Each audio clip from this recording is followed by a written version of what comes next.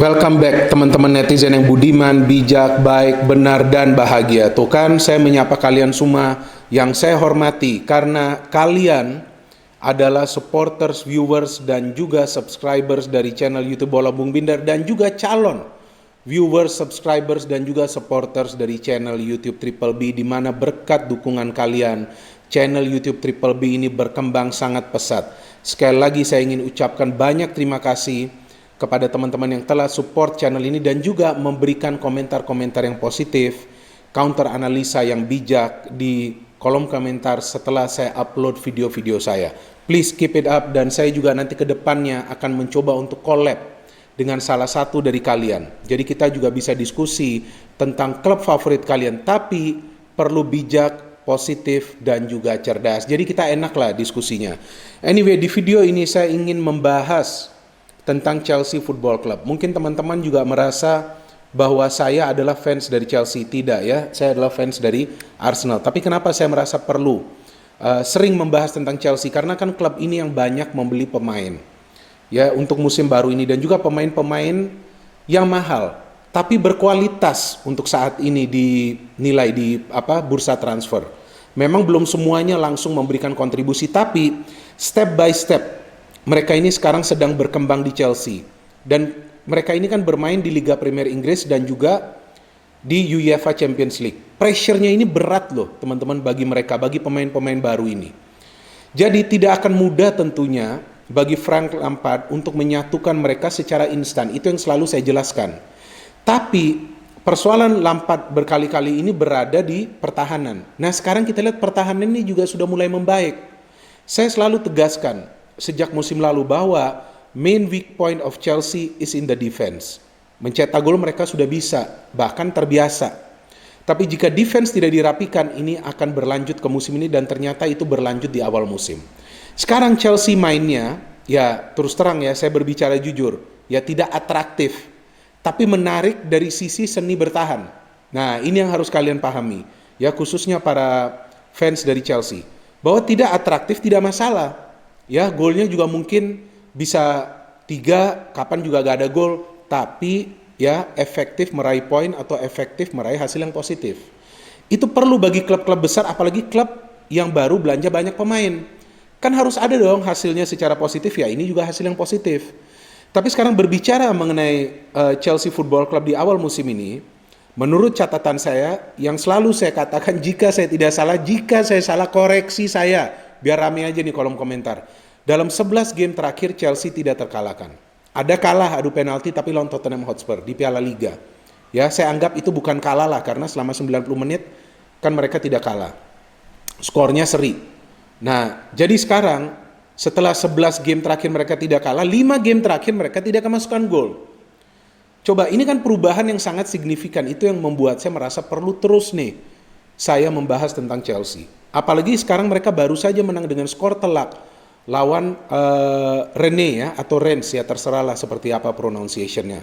Klub dari Prancis yang sebetulnya juga adalah klub papan atas. Saat ini peringkat mereka di peringkat ketiga ya, klasmen sementara Ligue 1. Dan mereka juga bisa menciptakan atau menghasilkan 3 gol, luar biasa. Oke, 2 gol ini dari bola mati, dari penalti. Tapi coba perhatikan proses permainan dari Chelsea. Ya, ini proses permainan yang mengandung unsur kedisiplinan yang sangat tinggi. Bukan hanya dari seni bertahan, tapi juga dari cara menyerang. Walaupun memang tidak banyak peluang yang bisa dihasilkan Chelsea di game ini. Tapi dengan tidak banyak peluang tersebut juga, ya mereka bisa mendapatkan 2 penalti, ya mereka bisa mencetak 1 gol secara open play. Nah, sekarang kita membahas dulu nih, biar lebih sesuai nih dengan data dan fakta atau juga jalannya pertandingan. Line up, ya line up itu paling suka saya bicarakan nih teman-teman, karena kita bisa melihat bagaimana nih pelatih mempersiapkan timnya untuk main. Mendy, untouchable. Oke, memang luar biasa penjaga gawang ini, dan ia menghadapi mantan klubnya. James, saya suka pemain ini karena ia aktif menyerang, ya agresif. Chilwell juga sama, saya suka, aktif menyerang, agresif. Ya, Kurt Zouma, Thiago Silva di belakang. Oke, mereka diberikan kesempatan duet lagi. Kante, Jorginho, dan Mount. Kante sedikit defensif, Jorginho bisa menyerang dikit, Mount bisa menyerang. Bagus ini kombinasinya. Ya, tapi kan seringkali juga Havertz yang bermain di sana. Ziyech Oke, Tammy Abraham, Timo Werner. Tiga-tiga pemain di depan ini memiliki naluri mencetak gol yang bagus loh teman-teman. Ya, ini saya kira ini trio yang akan sangat menakutkan jika mereka bisa konsisten penampilannya.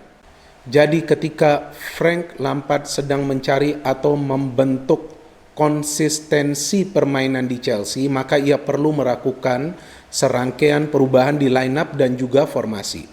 Kalau saya melihat formasi dari Chelsea adalah 4-3-3 dan mereka menghadapi klub asal Prancis ya yang biasanya bermain sedikit defensif.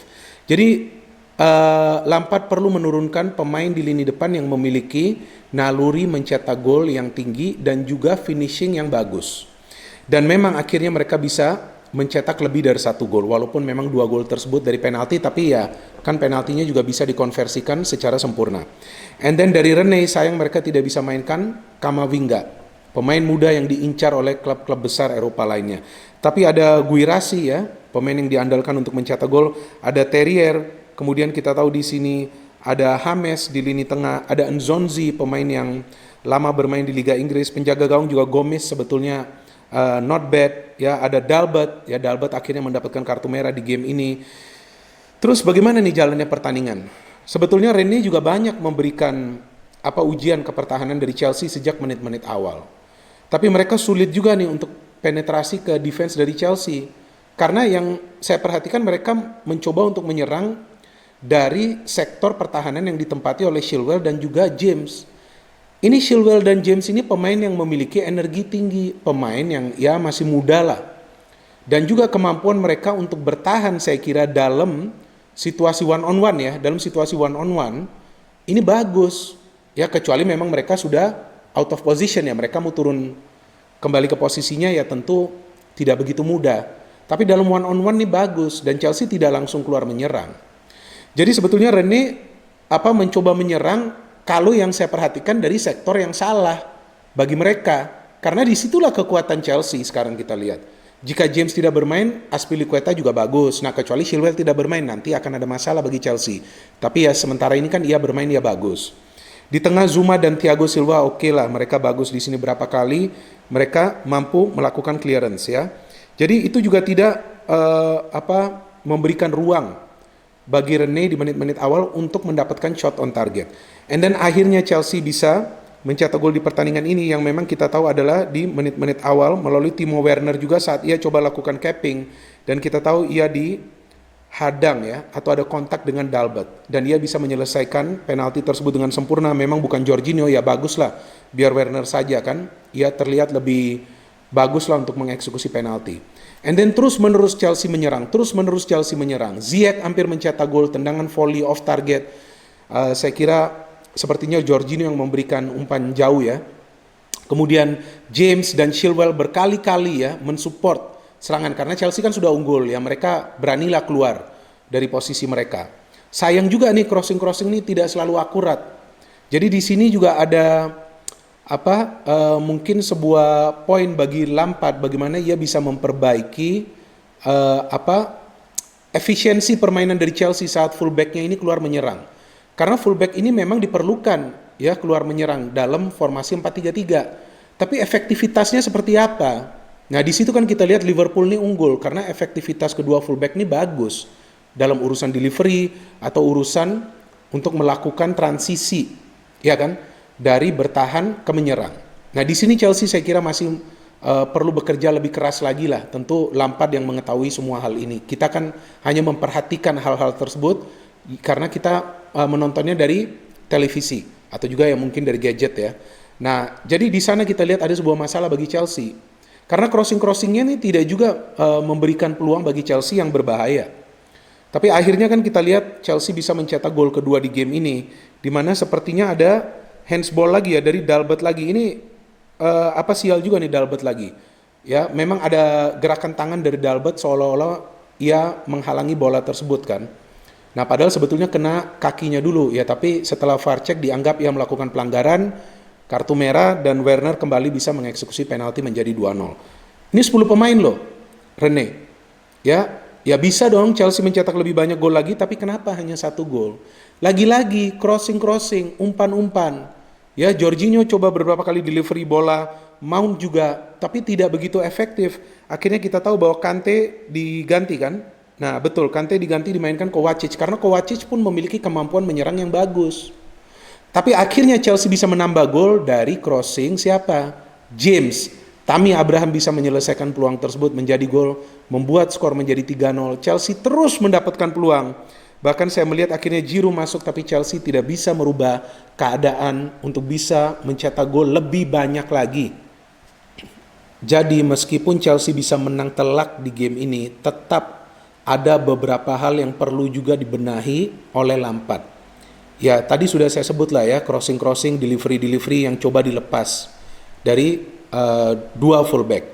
And then from the middle, how mereka bisa bermain sedikit kreatif. Memang ada Mount nih, tapi Mount ini yang saya kira bahwa pergerakannya inilah yang bisa diandalkan. Kalau dari segi service kan beda ya, tidak seperti Havertz. Ya Havertz memang tidak bisa bermain, tapi saya kira juga Chelsea perlu beradaptasi pada saat Havertz tidak bisa bermain. Selain juga Lampard masih bongkar pasang pemain di susunan line up, kemudian ia masih beberapa kali merubah formasi, tapi beruntungnya bahwa kualitas pemain atau materi pemain yang ia miliki sekarang tampaknya merata. Jadi ini juga sekarang memudahkan Lampard untuk melakukan rotasi tersebut. Ditambah juga Mendy yang sekarang sudah menjadi kekuatan utama nih dari Chelsea. Ia juga ada melakukan beberapa save lah. Saya kira 2 ya di game ini. Tapi juga peluangnya tidak berbahaya dari Rene. Jadi ini adalah kestabilan dari Chelsea yang tentu saya kira ditunggu-tunggu oleh fans Chelsea. Yang memang di awal musim ya sudah optimis. Karena kan begitu banyak pemain yang baru dan juga pemain-pemain baru yang masuk dan juga pemain-pemain yang berkualitas. Ya sekarang kita lihatlah bagaimana sekarang konsistensi ini bisa dipertahankan oleh Lampard. Dan mereka akan bermain lagi di English Premier League sebelum international break. Saya lupa, apakah lawan Sheffield United? Nah itu juga tidak mudah. Karena Sheffield United juga akan bermain sedikit bertahan. Nah jadi ya itu dialah improvisasi dari kreativitas. Nah itu mungkin yang akan menjadi salah satu poin ya yang perlu dibenahi nanti ke depannya oleh Lampard. Siapa sih saya? Saya hanya pengamat ya. Jadi saya hanya berbicara apa yang saya amati, apa yang saya lihat. Tentu teman-teman netizen juga memiliki sudut pandang yang berbeda. Silakan counter analisa, give your comments. Don't forget to give your love and to give your like and also to share this video if you like it. Thank you for watching. No hate, only football. Salam sepak bola, salam semangat dan salam sehat.